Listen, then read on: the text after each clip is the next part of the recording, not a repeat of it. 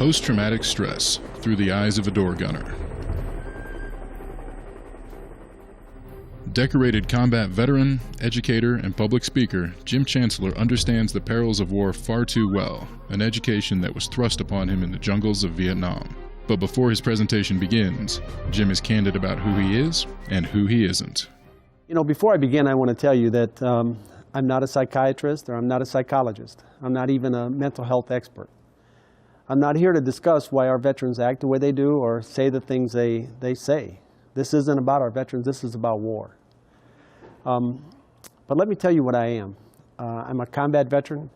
I'm an old carpenter that once a very long time ago, I was a door gunner on a helicopter, and I'm a man that's been married 4 times. I'm a man who's been in drug alcohol counseling twice, and I'm also a man that's been alone with his thoughts many times. This is my story. This is my journey. Thank you for letting me share it with you.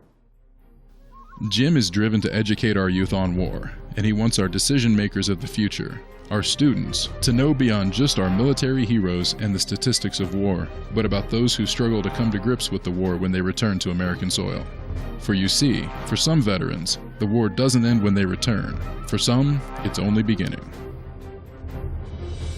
By talking about about PTSD, it's the hardest thing for a young veteran to do. It's hard to explain, it's hard to talk about it, especially to family and friends. Hasn't been there. And that's why when I was getting out, I mean, when I got out, I felt alone. I felt that. And I know some of these guys, some of these young veterans too feel the same way. They're looking for the way to speak out, the way for them, somebody to understand and the bridging the gap of the wars, I think that's the most crucial thing. The young veterans understand to just go out and talk to those veterans who've been there before, and vice versa, the old veterans to meet young veterans and mentor them and explain to them they're not by themselves, because it does get to a point that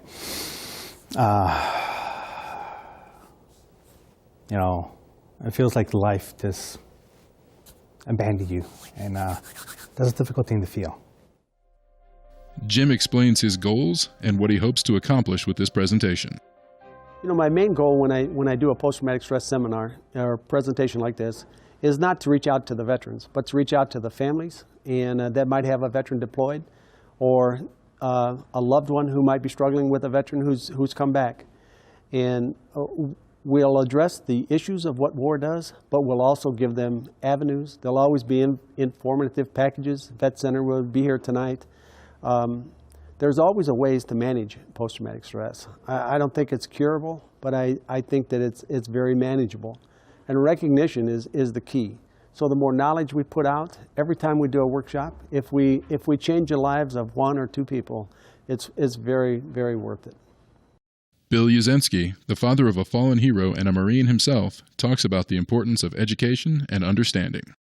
I'm a Marine veteran, but more importantly, I'm a Gold Star father. I lost my son, who was also a Marine in Afghanistan. Education, period, I think is the key to uniting this country again. And with Jim's presentation, there's a lot of very powerful statements he makes that makes us look at ourselves and what our veterans are going through and what they accomplished, and to be proud of. I walked into presentation, knew what it was about, was going to become a coward, had cold feet, was just going to escape, make some excuse to get out of there. And as I sat through Jim's presentation, it was the stuff I heard and had to face was the best decision I made in a long time. I've been involved in veterans issues since returning home from Vietnam in 1970. I've been involved in most of the memorials and in Northwest Indiana. Done some public speaking for the VFW at the National Convention. But I've always been driven to, I've always felt a responsibility to our younger veterans and to all American, actually. And working inside the veterans circle is almost like singing to the choir. I really don't have to tell a combat veteran about war because we have a shared experience. So I took on the mission to try to educate our youth, because I think our youth are the decision makers of tomorrow. If I'm lucky enough to put this presentation on at a university, I want the students, after they're done, to realize the true cost of war. And maybe 5 years from now or 10 years from now, if they're in a decision-making position, I want them to remember this presentation. 22 people that risk their life for our freedom commit suicide every day. And I want them to understand when someone says, let's put boots on the ground in Syria or North Korea, I want them to know what that really means. So that's my mission. As Jim explains other types of traumatic events that could cause PTSD, he stops, pauses, and reflects on those split-second decisions made during war. The split-second decisions oftentimes haunt the survivor, a psychological condition called survivor's guilt. One time we were on a combat assault, and Jerry Clapp, a friend of mine, was called to do an emergency rescue. And he had to go into a hellhole. And a hellhole is when the grunts on the ground literally cut down 3 or 4 trees, just enough for the helicopter to hover down into the hole and pick up whatever it is they might need, whether it be a medevac or resupply or casualty, pick them up and then go back up. Now, the helicopter has to go very slow down into the hole, and once you're down there, you're very vulnerable to fire above the rotor blades. And that's exactly what happened with Jerry, is they started receiving fire from a mountain adjacent to the hellhole, and Jerry couldn't return fire. And his gunner, his name was Warren Lively, took around through the neck, out the cavity, and out the back side of his chest. And Jerry went to check on Lively, and the only medical training we have is compresses. So Jerry took the compresses on the entrance wound and the exit wound, and he held tight and tried to save Lively's life. About halfway back up the hellhole, we heard the pilot say, receiving fire from 9 o'clock, which means that the ship was taking small arms fire from approximately 9 o'clock, and that Jerry could return fire and protect the ship. Now, at that very second, my friend Jerry had to make a decision whether he left Lively to die and to protect the ship, or he stayed with Lively and left the ship in danger.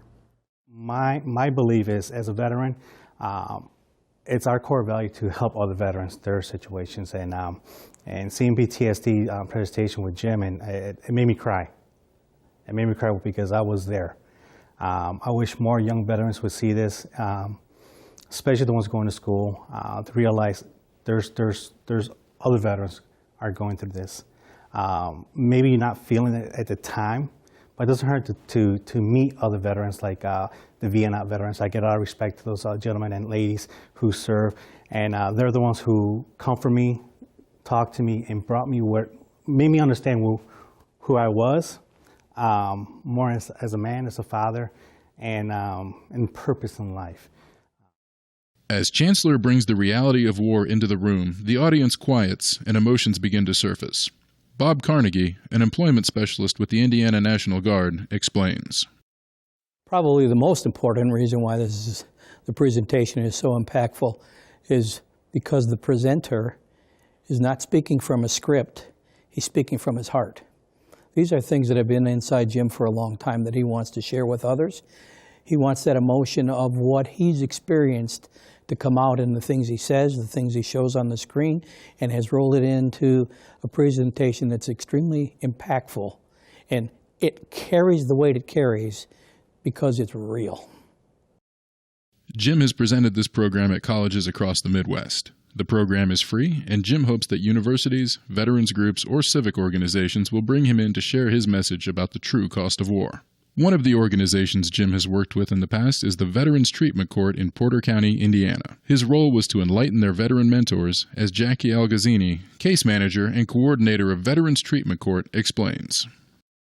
What brought Jim to our attention at first is we have a mentor component to our Veterans Treatment Court, and it's just people that have served in the military that want to work with other veterans. And, you know, everybody has their story, but how do you get somebody that's just coming back from combat or somebody that has been struggling with their issues all by themselves able to talk about things? So we thought after meeting Jim that his presentation would be very impactful to the mentors so they can start to get the mentee to open up and start talking about what is going on with them.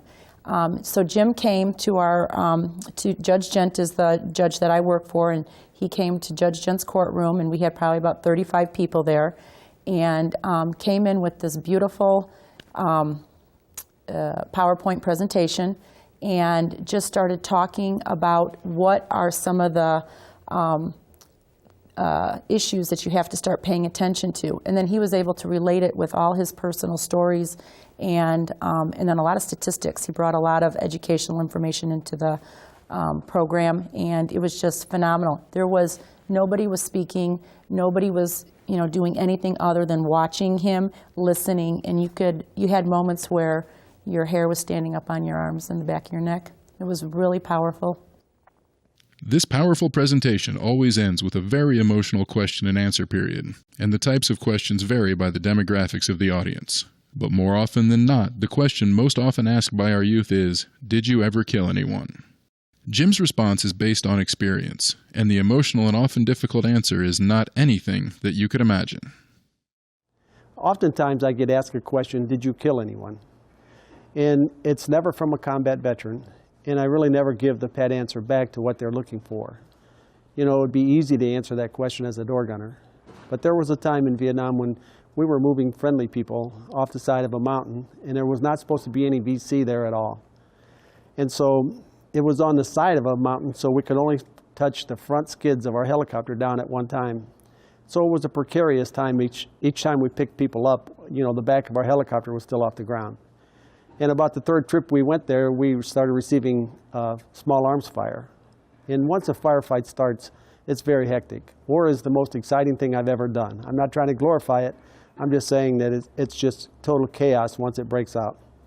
Once the firefight started, there was a man that tried to get on our ship, and it was too much weight at that time. And Steve Warren, who was flying the ship, said, "Jim, we're too heavy, we can't go." And so I pushed him off, and I returned fire during this firefight. And then as he tried to jump back on the ship, I kicked him in the collarbone and kicked him off the ship. And at that time, he ran underneath my M60 machine gun, and in an attempt to get on the other side of the ship.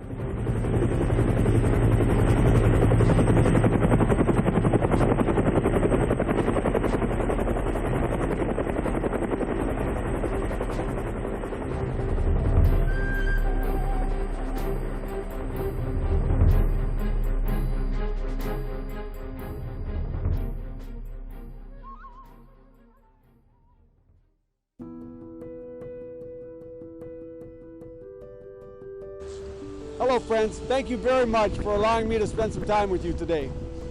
Before I begin, I want to welcome you all back home. This is a welcome home tribute to the Vietnam veteran, and I want to make sure that you know that we all appreciate everything the Vietnam veteran has done for this great country. As you know from the video, I've been in war. I served with the 119th Assault Helicopter Company in Vietnam in 1969 and 70. On April 21st of 1970, our ship was shot down at a place called Dak Siang. For what happened that day in the air and on the ground, I was awarded the Purple Heart and the Hero's Medal for Valor.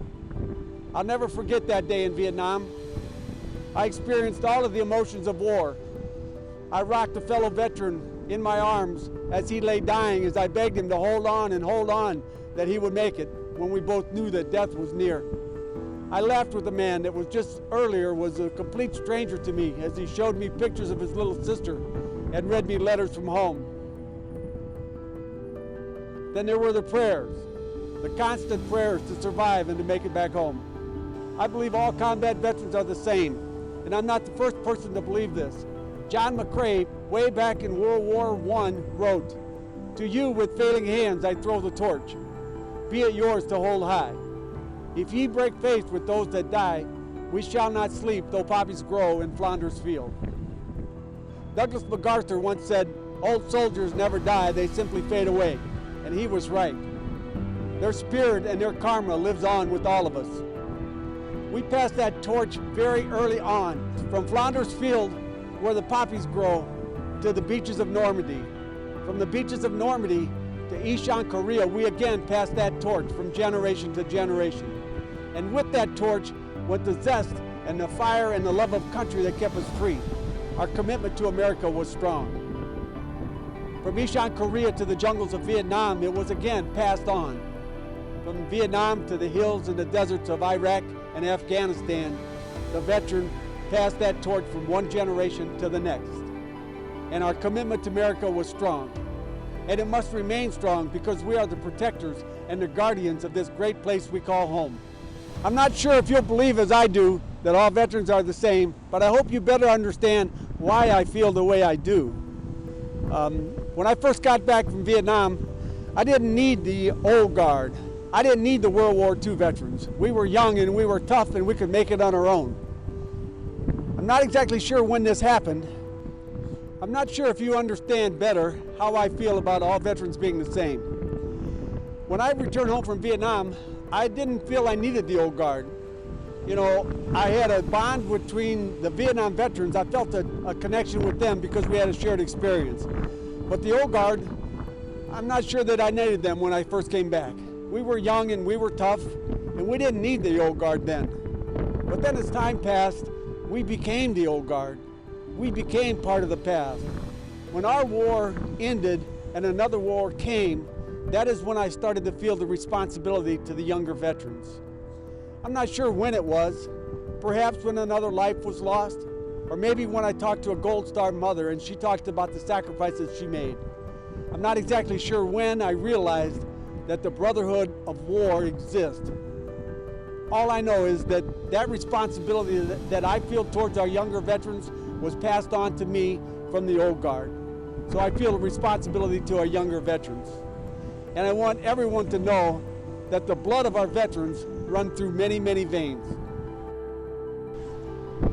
Well, now that we've talked a little bit about the brotherhood of war, I want to talk to you somewhat about the emotional effect war has on our veterans. The American Veterans Collection does a lot of work with PTSD. We have a pro presenter program that we do at colleges and larger high schools or anybody that would invite us in to learn about war. You know, it's real easy to say let's put boots on the ground somewhere, but you know, people really don't understand the full ramification of that. We targeted our students because we feel they're our decision makers of tomorrow, and we need for them to understand what it really means to put boots on the ground somewhere. So I'm going to give you a little update on PTSD. A lot of you old Vietnam veterans probably already know this information, but I just want to share it with you just in case. You know, there are three types of PTSD, three most common types. One is acute, one is chronic, and the other one is delayed. Acute is when PTSD sets on immediately, right after the incident, but it subsides about 6 months later. Chronic is when it delays just a short period of time. It comes on right after the incident, but it stays a little bit longer than 6 months. So acute is it dissolves itself in about 6 months. Chronic is when it lasts longer than 6 months. And then delayed, in my opinion, is the monster of the three. Delayed stressors from war can come upon you years and years after the effect. That's why it's called delayed. I'll give you an example. My brother Bill called me on the phone one day, and he's a staunch patriot. He'd never been in the military, but he loves his country as much as anybody else. And he said, "Jim, have you seen the movie Saving Private Ryan?" And I said, "No, Bill, I haven't." And he goes, "Well, I know what you do. I know that you work a lot with veterans who struggle with PTSD, and I think you need to see this movie." And I said, "Okay, I'll do that." And we hung up, and a couple months went by, and I still hadn't seen it, and he called me again. And he said, "Well, what'd you think of the movie, Jim?" And I said, "You know, Bill, I really haven't seen it yet." And he said, "Okay." And then he sent me a special edition, a DVD of the movie, and one Saturday morning I sat down to watch it. And the first 30 minutes of the movie were complete hell. And I shut it off. And I told myself, I said, I hope this is Hollywood. I hope this isn't the way this actually happened. And so I went and I found some people at the VFWs that were friends of mine that were old WW2s. And they said, "No, Jim, that's exactly what happened. The gates on the back fell down. The first 5 or 6 rows were killed. People were jumping off the sides of the boats, you know, in water over their head with a 70-pound pack trying to survive." And After that movie came out, there was a spike in PTSD claims with people 75 years and older. So delayed is, in my opinion, is the monster of the three. I want to talk to you a little bit more about a couple signs or symptoms of PTSD. And one of them is the survivor guilt, where people have served in war and survived the war and came back home, but they really didn't understand why they survived. You know, why didn't I die? You know, when I was shot down in the helicopter, I struggled with it. Why didn't I die in Vietnam when I was shot down in the helicopter? So survivor's guilt will haunt you for forever and ever as well. There's another thing called intrusive thoughts. Now, PTSD has many, many layers, and I'm only touching on a few, but intrusive thoughts are big with me.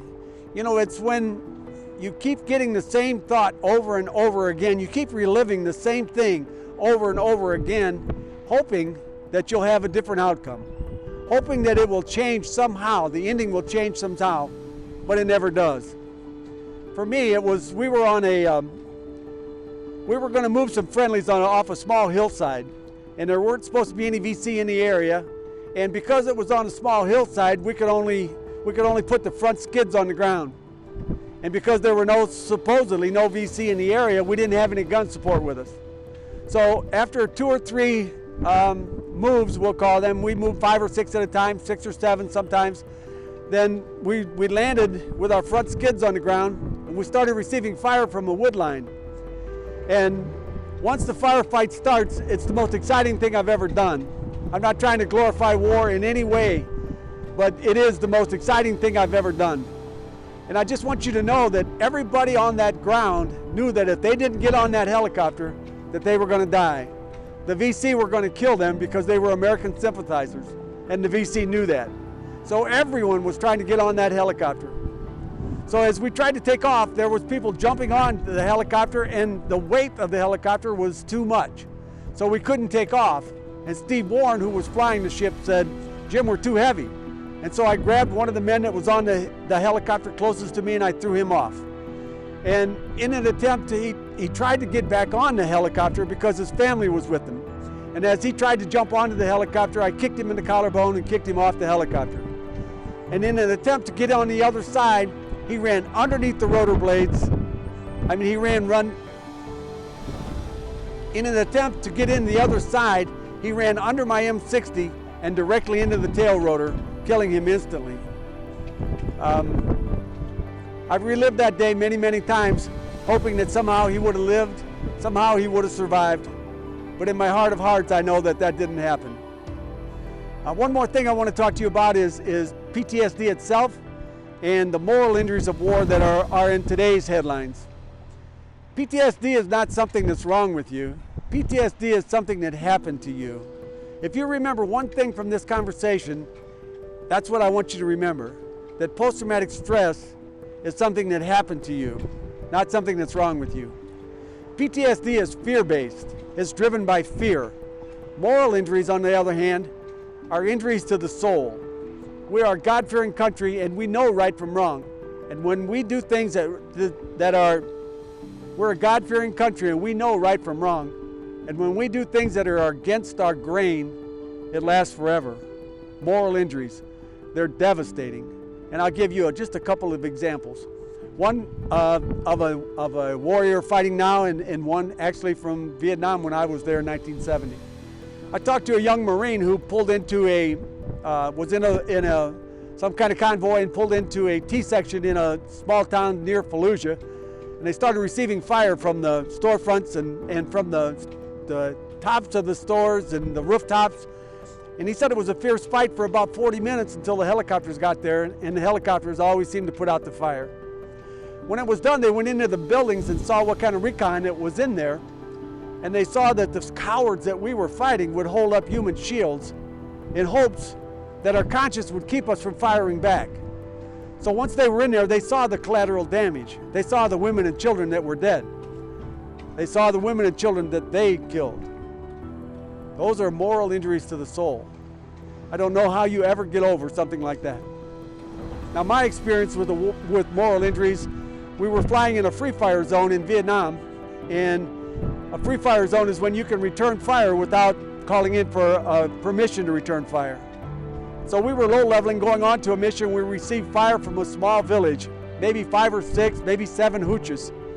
The hooches are made of straw and they're just, small little hooches. So Steve Warren, who was flying the ship, banked hard left and I restarted the return fire. And I immediately saw that I could set the hooches on fire with my tracers. And so that's what I did. I set the hooches on fire with my tracers, and then I continued with as much carnage as I could to the villagers that were running for their lives. When I got back to the hooch that night, back to Aunt Kay, I walked in very proudly and I told that story to some old salty dogs that were sitting around, and I was expecting, oh, hell yeah, or man, you took it to the bad guys today, didn't you, Chancellor? But I didn't. A guy named Cheney goes, sit down, Chancellor, let me tell you what you really did. So I sat down and I listened to him. And he said, this is how the VC worked, Jim. He said, there'll be a band of 5 or 6 people that VCs that will come into a village, and they're the only ones that have weapons.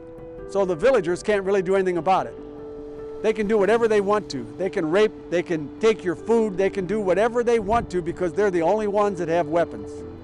So what they'll do is they'll wait for your helicopter to fly by, then they'll open up on your helicopter, shoot a couple clicks into your helicopter, and then by the time you bank and get ready to return fire, they'll be gone. So the bad guys are gone. So when you set the hooches on fire and you did as much carnage as you could, so when you set the hooches on fire and did as much carnage as you could, you did it to farmers and you did it to fathers and sons and moms. The bad guys were gone. So did you really take it to the bad guys, Chancellor? I don't think so. So I got up and I walked back towards my hooch, my bunk, and I started to cry. And I wondered how this would ever work out. How in the world is war ever justified? Next we'll talk about our youth and our young veterans and how we can guide them in the right direction. Thank you.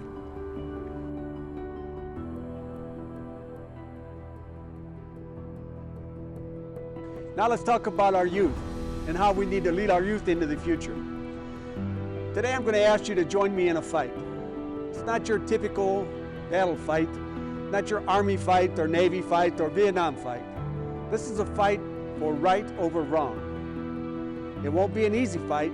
It won't be a quick fight. There won't be missiles and guns and tanks. It will take a yeoman's effort if we are to succeed. This fight is against hatred in our schools and violence amongst our children. None of this has to happen. I remember listening to my dad as we were growing up, and he let me learn from his mistakes. He let me learn from his experiences. I didn't have to do the trial and errors. I learned from my dad. Why can't we be the fathers of our children in this country? I can also remember my mom holding me and talking to me when I struggled with one of life's hardships. I cried in her arms as she said, God, Jim, I wish I could take this from you. I know how you feel. I know what you've been through. If I could take it from you, son, I would, and you wouldn't have to suffer like this. Why can't we be that person? Why can't we be that person that shelters our children with our experiences? We as wartime veterans have already experienced the pain and the sufferings of war, so why then do our children and their families need to suffer the same fate? They don't. There is no need for shooting in our schools where innocent people die. We have seen this type of devastation firsthand. There is no need for drive-by shootings. Ask any wartime veteran about the cruel suffering of a defenseless victim when a firefight breaks out. We know this.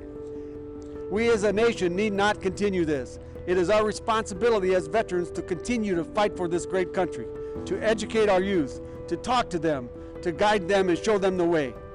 Give them an opportunity and options to better their lives. Then we can finally begin to heal this nation from within. This is not a new program I'm asking you to get involved with. It has been done before. There is someone that has come before us and made sacrifices so we might not. The Lord Jesus Christ, many, many years ago, sacrificed so we might not. This is the message I want you to take to our youth. Look at me, talk to me, learn from me and follow me. You need not ruin your life with hatred and violence. You need not take the lives of our children and forever emotionally cripple our families and communities. War knows no boundaries. It's either fight or die, and in a fight there are no rules. War knows no boundaries. It's either fight or die, and in a fight there are no rules. In defense of our freedoms, we the veteran have already taken the lives of innocent children and destroyed families and communities. If we can educate our youth with our own experiences, then they will have no reason to destroy family after family here at home in our own country. I ask you to live your life Christ-like, to be willing to carry the burden, to accept the leadership in this new fight. This will be one hell of a fight, but working together we can get it done. After all, we haven't lost one yet.